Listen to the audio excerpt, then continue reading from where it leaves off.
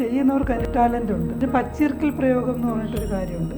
കൂടോത്രം എന്നുള്ള സംഭവം ഇല്ല എന്ന് ഒരിക്കലും തെളിയിക്കാൻ പറ്റത്തില്ല. അതിൻ്റെ ഒരുപാട് ഉദാഹരണങ്ങൾ എൻ്റെ ലൈഫിൽ ഒരുപാട് പേരിലൂടെ ഞാൻ കണ്ട് അറിഞ്ഞ് മനസ്സിലാക്കുകയും അതിനുള്ള പ്രതിവിധി ചെയ്ത് അവർ രക്ഷപ്പെട്ടു പോവുകയും ചെയ്തിട്ടുണ്ട്. കോഴിയുടെ തല വെട്ടിയിട്ട് അത് കൊണ്ടുവന്ന് കൈവിഷവും കൂടോത്രവും ഒക്കെ ഒരു വ്യക്തിയെ എത്രമാത്രം ബാധിക്കുന്നുണ്ട്? ഇതിലെന്തെങ്കിലും ശാസ്ത്രീയതയുണ്ടോ?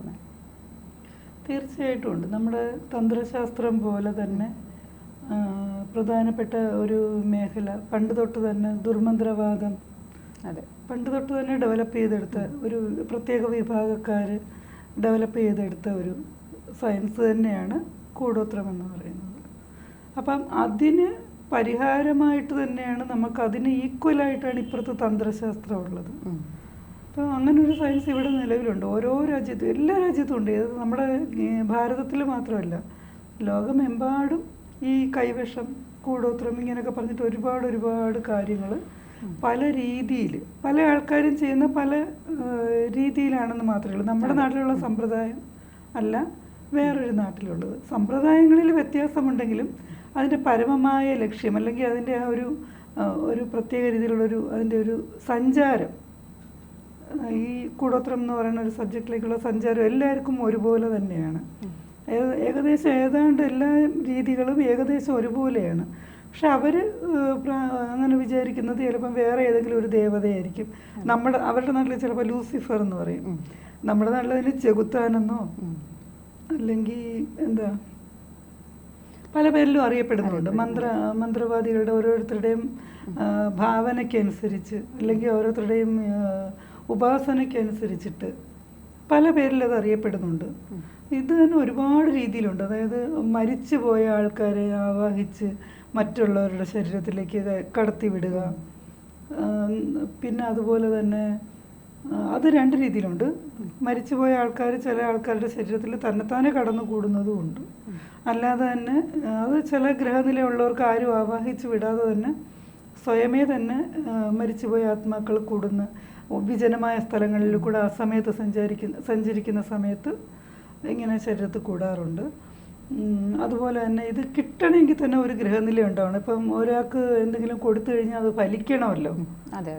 അപ്പം അത് ആ ഒരു ബോഡി അത് സ്വീകരിച്ചാൽ മാത്രമേ അത് ഫലിക്കുള്ളൂ. ഇല്ലെങ്കിൽ മരുന്നുകളായാലും അങ്ങനെ എല്ലാ ബോഡിയും പല മരുന്നുകളോടും റിയാക്ട് ചെയ്യുന്നത് പല രീതിയിലാണ് അല്ലേ. അപ്പോൾ ഒരു മരുന്ന് ഫലിക്കാതാകുമ്പോൾ വേറൊരു മരുന്ന് കൊടുക്കാറുണ്ടല്ലോ എന്ന് പറയുന്ന പോലെയാണ് ഈ മന്ത്രവാദികൾ ഇത് കണ്ടുപിടിച്ച് വെച്ചിട്ടുണ്ട്.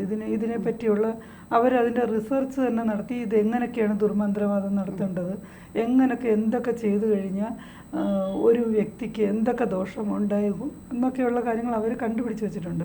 അതനുസരിച്ച് ചില ആൾക്കാരെന്ന് പറഞ്ഞു കഴിഞ്ഞാൽ നടക്കുമ്പോൾ കാൽ ചുവട്ടിലെ മണ്ണെടുത്തുകൊണ്ട് പോയിട്ട് കൂടോത്രം ചെയ്യുന്ന ആൾക്കാരുണ്ട്. കൂടോത്രം എന്നല്ല അതിന് പറയണത്, ഗൂഢപത്രം എന്നാണ് പറയുന്നത്. ശരിക്കും ഗൂഢപത്രം എന്ന് പറഞ്ഞു കഴിഞ്ഞാൽ പനയോലയിൽ അതല്ലെങ്കിൽ ചെമ്പ് തകിടിൽ അല്ലെങ്കിൽ സ്വർണ്ണ തകിട് ലോഹത്തകിടുകളിൽ ഒക്കെ എഴുതി പല രീതിയിൽ വെച്ചിട്ട് ഒരാൾ നടക്കുന്ന വഴിയിൽ കൊണ്ടുവന്ന് വെച്ചിട്ട് മാറി നടത്തുന്ന സമ്പ്രദായമുണ്ട്.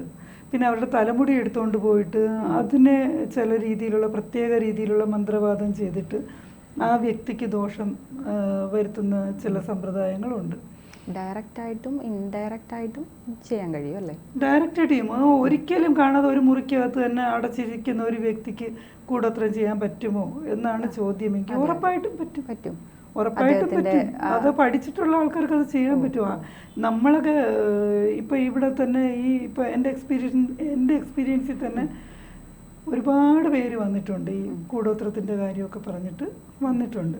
പക്ഷേ പലർക്കും അനുഭവം ഉണ്ടായിട്ടുള്ള അവർക്ക് ഇങ്ങനെയുള്ള യാതൊരു കാര്യങ്ങളുമായിട്ടും ഉള്ള യാതൊരു ബന്ധവും ഉണ്ടാകത്തില്ല. പക്ഷേ അവർക്കും കൂടോത്രം ഏറ്റിട്ടുണ്ട്. എന്ന് വെച്ച് കഴിഞ്ഞാൽ ഈ മന്ത്രവാദി എന്ന് പറയുന്ന ആൾ ഒരിക്കലും ഈ വ്യക്തിയെ കണ്ടിട്ട് പോലും ഉണ്ടാവില്ല. അത് അവർക്ക് അതിൻ്റെ ടാലൻ്റ് ഉണ്ട്. ഇത് ചെയ്യുന്നവർക്ക് അതിൻ്റെ ടാലൻ്റ് ഉണ്ട്. ഉദാഹരണത്തിന് പച്ചിർക്കൽ പ്രയോഗം എന്ന് പറഞ്ഞിട്ടൊരു കാര്യമുണ്ട്. അതുപോലെ തന്നെ കോഴിയുടെ തല വെട്ടിയിട്ട് അത് കൊണ്ടുവന്ന് കൊടുക്കുന്ന ഒരു സമ്പ്രദായം കൂടോത്രം എന്നുള്ള നിലയിൽ കൊണ്ടുവന്ന് ഇവർ പോകുന്ന വഴിയിലോ അല്ലെങ്കിൽ അവരുടെ സ്ഥലത്തോ അല്ലെങ്കിൽ അവരുടെ വീടിൻ്റെ പരിസരത്തോ കൊണ്ടുവന്നിടുന്ന അങ്ങനെയൊക്കെയുള്ള പല രീതിയിലുള്ള സമ്പ്രദായങ്ങളുണ്ട്. ഈ കോഴിയെ വെട്ടുന്നതെന്ന് പറഞ്ഞാൽ സിംബോളിക്കാണ്. ആ വീട്ടിലെ ഏതെങ്കിലും ഒരു പർട്ടിക്കുലർ വ്യക്തിയെ ഉദ്ദേശിച്ച് ആ കോഴിയെ വെട്ടുകയാണ് ചെയ്യുന്നത്. അത് വെട്ടുന്നതിനോടൊപ്പം അതിൻ്റെ ചോര ഗുരുതിയായിട്ട് കൊടുക്കുകയാണ് ചെയ്യുന്നത്. അവരുടെ ദുർദേവതയ്ക്ക് ഗുരുതിയായിട്ട് കൊടുക്കുകയാണ് ചെയ്യുന്നത്. അപ്പോൾ ആ ഗുരുതിയായിട്ട് കൊടുത്ത് ആ ദേവതയ്ക്ക് പ്രീതിപ്പെടാൻ എന്തൊക്കെ വേണമെന്ന് അവർക്കറിയാം. അവരിത് നൂറ്റാണ്ടുകളായിട്ട് അവർ തലമുറകളായിട്ട് ദുർമന്ത്രവാദം ചെയ്യുന്ന ആൾക്കാരുണ്ട്. സന്മന്ത്രവാദം ചെയ്യുന്ന ആൾക്കാർ മാത്രമല്ല ഇവിടെ നിലവിലുള്ളത്, ദുർമന്ത്രവാദം ചെയ്യുന്ന ആൾക്കാരും ഉണ്ട്. അപ്പോൾ ഇങ്ങനെയൊക്കെ ഓരോന്ന് ചെയ്തിട്ട്, അതുപോലെ ഇപ്പോൾ ഈർക്കിലാണെങ്കിലും ശരി തന്നെ, ഒരു ഈർക്കിലെടുത്ത് ഒരു മന്ത്രമൊക്കെ ജപിച്ച് ഒടിച്ചു കഴിഞ്ഞാൽ ആ വ്യക്തിയുടെ നട്ടിലിന് കേടുപാടുകളുണ്ടാവും. അവരാരെയാണോ ഉദ്ദേശിക്കുന്നത് ആ വ്യക്തിയുടെ, അതിന് ഇവരൊരു ദക്ഷിണയും സ്വീകരിക്കും. ആരെങ്കിലും ഒരാൾ ചെന്ന് അവരുടെ അടുത്ത് പറയുകയാണ് ഇന്ന ആളിന് നടു ഒടിഞ്ഞ് കിടപ്പിലാവണം, അതാണ് ഞങ്ങളുടെ ലക്ഷ്യം. അപ്പോൾ അതുകൊണ്ട് അത് ചെയ്തു തരണം. അപ്പോൾ ഇയാൾ ഭയങ്കരമായിട്ട് വലിയൊരു എമൗണ്ട് ആയിരിക്കും അതിൻ്റെ പ്രതിഫലമായിട്ട് വാങ്ങിക്കുന്നത്. ആടിനെ ബലി കൊടുക്കുന്ന സ്ഥലങ്ങളുണ്ട്. ഈ നമ്മളൊക്കെ വിചാരിക്കും ഇതൊന്നും നിലവില്ലെന്ന്, പക്ഷേ ഇതെല്ലാം നിലവിലുണ്ട്. നമുക്കറിയില്ല എന്ന് പറഞ്ഞിട്ട് ഒരു കാര്യമില്ല എന്ന് പറയാൻ പറ്റും. ഉദാഹരണത്തിന് ഗുരുത്വാകർഷണ ബലം. നമ്മൾ ഒരാൾ പറയുകയാണ് ഇങ്ങനെ ഗുരുത്വാകർഷണ ബലം എന്ന് പറഞ്ഞിട്ടൊരു ബലമുണ്ട്, അത് എന്ത് സാധനം മുകളിൽ പോയാലും താഴോട്ട് വീഴും എന്ന് പറയുകയാണ്. അപ്പോൾ നമ്മൾ പറയണം ഇല്ല എന്ന് പറയണം. അപ്പോൾ അയാൾ പറയും എന്നാൽ നിങ്ങളൊരു കാര്യം ചെയ്യും, കുറച്ച് മുകളിൽ കയറി താഴോട്ട് ചാടിക്കോ, ഗുരുത്വാകർഷണ ബലം ഇല്ല എന്നുള്ളത് അവർ തെളിയിച്ച് തരേണ്ടി വരും അല്ലേ എന്ന് പറയണ പോലെ കൂടോത്രം എന്നുള്ള സംഭവം ഇല്ല എന്ന് ഒരിക്കലും തെളിയിക്കാൻ പറ്റത്തില്ല. അതിൻ്റെ ഒരുപാട് ഉദാഹരണങ്ങൾ എൻ്റെ ലൈഫിൽ ഒരുപാട് പേരിലൂടെ ഞാൻ കണ്ട് അറിഞ്ഞ് മനസ്സിലാക്കുകയും അതിനുള്ള പ്രതിവിധി ചെയ്ത് അവർ രക്ഷപ്പെട്ടു പോവുകയും ചെയ്തിട്ടുണ്ട്. പ്രതിവിധി തന്നെ പല രീതിയിലാണ്. ചെറിയ കാര്യങ്ങൾക്കൊക്കെ ചെറിയ പ്രതിവിധി മതിയാവും, വലിയ കാര്യങ്ങൾക്ക് പോലും ചെറിയ പ്രതിവിധി കൊണ്ട് ചെയ്യാൻ പറ്റും. പക്ഷെ അത് അവരുടെ ഒരു എന്താ പറയണേ, ഭയങ്കരമായിട്ടൊരു സഹകരണം ആവശ്യമാണ്. നമ്മൾ പറയുന്ന രീതിയിൽ അവർ കൃത്യമായിട്ട് ആ സമയത്ത് ആ ദിവസങ്ങളിൽ അവരത് ചെയ്ത് തീർക്കണം. ടൈമിംഗ് ഉണ്ട്. ആ സമയത്തിനുള്ളിൽ നമ്മൾ പറയുന്ന കാര്യങ്ങളൊക്കെ അവർ ചെയ്ത് തീർത്ത് കഴിഞ്ഞാൽ അവർക്ക് നിസ്സാരമായിട്ട് ഇതിൽ നിന്ന് രക്ഷപ്പെട്ടു പോകും. പിന്നെ ചിലർ പറയും ഞങ്ങൾക്ക് ഇതിനൊന്നുമുള്ള സമയമൊന്നും ഇല്ലെന്ന് പറഞ്ഞാൽ പിന്നെ അവർക്ക് വേറെ ഒരു ഓപ്ഷൻ ഇല്ല. ഇതുപോലുള്ള സന്മന്ത്രവാദികളെ കണ്ട് അതിനുവേണ്ടി പൂജയ്ക്കുള്ള പൈസയൊക്കെ ചിലവാക്കി എല്ലാം പൂജയെല്ലാം ചെയ്തതിന് ശേഷം എന്ത് ചെയ്യേണ്ടി വരും, ശരീരത്തേലസ് ധരിക്കേണ്ടി വരും.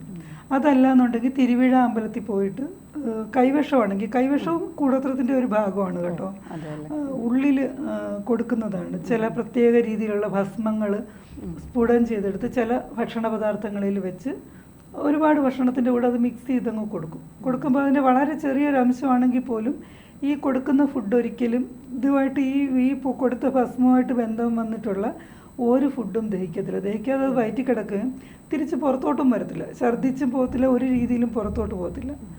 അപ്പോൾ അങ്ങനെ വരുമ്പോഴത്തേക്ക് എന്തെന്ന് വെച്ച് കഴിഞ്ഞാൽ ഈ വ്യക്തികൾക്ക് മാനസികമായിട്ടുള്ള പ്രശ്നങ്ങളുണ്ടാവും, സാമ്പത്തികമായിട്ടുള്ള. പറഞ്ഞു, ഇത് കൂടുതലും ആരോഗ്യപരമായിട്ടാണോ ബാധിക്കുന്നത്? അല്ലല്ല, സാമ്പത്തികമായിട്ട് ബാധിക്കും, ആരോഗ്യപരമായിട്ടും ബാധിക്കും. അതിനെക്കാട്ടി കൂടുതലും മാനസികമായിട്ടുള്ള ബുദ്ധിമുട്ടുകൾ എന്ന് വെച്ചാൽ മനസ്സിനെ കംപ്ലീറ്റ് ചുറ്റി ബ്ലോക്ക് ചെയ്യുന്ന പരിപാടിയാണിത്. എന്ന് വെച്ച് കഴിഞ്ഞാൽ ചുറ്റിനും നമുക്ക് ചിന്തകളൊന്നും ഒരിക്കലും ഒരു പരിധി വിട്ട് മുന്നോട്ട് പോകത്തില്ല. അത് നമ്മൾ ചിലപ്പോഴെങ്കിലും അറിഞ്ഞിട്ടുണ്ട്. ദശാസന്ധി സമയമൊക്കെ വരുമ്പോൾ നമുക്കൊന്നും ചിന്തിക്കാൻ പറ്റത്തില്ല. നമുക്ക് എന്ത് പറ്റി എന്നുള്ളൊരു വിഷമ മൊത്തം ബ്ലാങ്ക് ആയി പോകും. നമ്മൾ എന്തെങ്കിലും ഒന്ന് ചിന്തിക്കും, പക്ഷെ പിന്നെ മനസ്സിങ്ങനെ ബ്ലാങ്ക് ആയി പോകും. അല്ലെങ്കിൽ ചിന്തകൾ വേറെ ഏതെങ്കിലും വഴിയിൽ, ആവശ്യമില്ലാത്ത വഴി കൂടെ ഒക്കെ അങ്ങ് പോകും. നമുക്കറിയത്തില്ല ഈ ചിന്ത എങ്ങോട്ടാണ് പോണേന്ന്. നമുക്ക് പ്രയോജനമില്ലാത്ത രീതിയിൽ നമ്മുടെ മനസ്സിൻ്റെ ചിന്തകളെ കൺട്രോൾ ചെയ്യുന്ന ഒരു രീതി, അതൊക്കെ ശരിക്കും പറഞ്ഞാൽ ഈ പുതിയ കാലത്തെ ഒരു ഭാഷയിൽ പറഞ്ഞാൽ ഹാക്കിംഗ് എന്ന് പറയണ പോലെ മറ്റൊരാളുടെ ജീവിതത്തിലേക്ക് എന്തെങ്കിലും ഒരു പ്രത്യേക രീതിയിലുള്ള ഒരു സംഭവം കൊടുത്തിട്ട് അല്ലെങ്കിൽ അവരെ കൊണ്ട് അത് മറി നടത്തിയിട്ട് അവരുടെ ജീവിതത്തെ മുഴുവനും കൺട്രോൾ ചെയ്ത് അവരെ നശിപ്പിക്കുന്ന ഒരു പ്രവണത. ആ പ്രവണത പണ്ടുമുണ്ട്, ഇന്നുമുണ്ട്, ഇനിയും അത് ഈ ഭൂമിയുള്ള കാലത്തോളം അത് തുടരുകയും ചെയ്യും. കാരണം വെച്ച് കഴിഞ്ഞാൽ ഓരോ ആൾക്കാർക്ക് ഓരോ ആവശ്യമല്ലേ, അതനുസരിച്ചിട്ടാണ് ചെയ്ത് കൊടുക്കുന്നത് ഓരോരുത്തർ. അങ്ങനെയാണ്.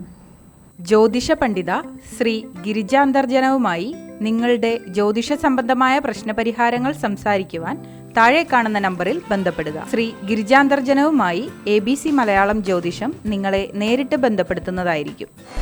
ജ്യോതിഷവുമായി ബന്ധപ്പെട്ട എല്ലാ വിശേഷങ്ങളും നിങ്ങളിലേക്കെത്താൻ ABC ജ്യോതിഷം സബ്സ്ക്രൈബ് ചെയ്യുക.